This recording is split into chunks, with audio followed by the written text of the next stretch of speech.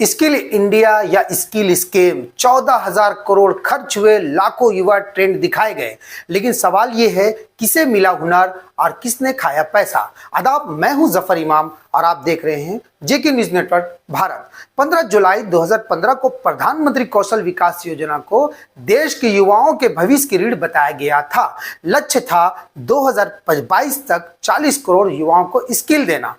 3 phase चले प्रधानमंत्री कौशल विकास योजना। फेज 1.0, 2.0, 3.0, बजट करीब 14,450 करोड़। लेकिन अब सीएजी की रिपोर्ट ने इस पूरी योजना पर बड़े सवाल खड़े कर दिए हैं। सवाल नंबर 1, प्लानिंग ही नहीं थी तो ट्रेनिंग किस आधार पर। सीएजी कहता है ना micro level skill gap study, ना स्टेट वाइज जरूरतों की पहचान।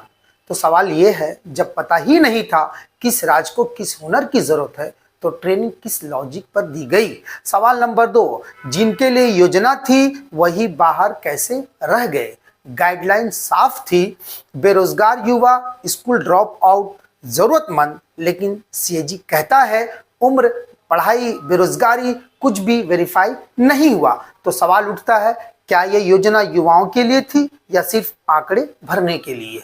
सवाल नंबर 3, ट्रेनिंग हुई, सर्टिफिकेट मिले, नौकरी कहां गई।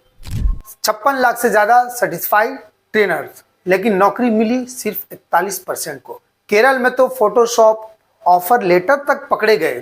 तो सवाल यह है, जब नौकरी ही नहीं मिली तो कौशल विकास का मतलब क्या था। सवाल नंबर 4, बंद सेंटर फिर भी सर्टिफिकेट कैसे। सीएजी की रिपोर्ट कहती है कई ट्रेनिंग सेंटर जमीन पर थे ही नहीं, फिर भी उनके नाम पर सर्टिफिकेशन हुआ। तो सवाल सीधा है, जो सेंटर मौजूद ही नहीं वहां ट्रेनिंग कैसे हुई। सबसे बड़ा सवाल, पैसा गया कहां। प्रधानमंत्री कौशल विकास योजना 2.0 और 3.0 में 94.5% ट्रेनीज के बैंक डिटेल्स ही गायब। एक बैंक अकाउंट दर्जनों ट्रेनिंग के नाम पर, 96% mobile number fake, email abc@gmail.com जैसे।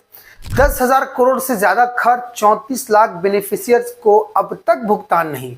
तो सवाल ये है, ये पैसा युवाओं तक नहीं पहुंचा तो पहुंचा किस तक। सरकार का कहना है ग्राउंड लेवल इशू की वजह से डाटा नॉन मैंडेटरी किया गया, लेकिन विपक्ष पूछ रहा है इतनी बड़ी लापरवाही या एक सुनियोजित घोटाला।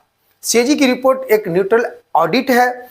अब सवाल देश के सामने है, क्या स्किल इंडिया में सच में स्किल बना या सिर्फ स्कीम। जांच होगी या सवाल फिर दब जाएंगे। सवाल है देश के पैसे का। आप अपने निजी राय कमेंट बॉक्स में जरूर दें। शुक्रिया।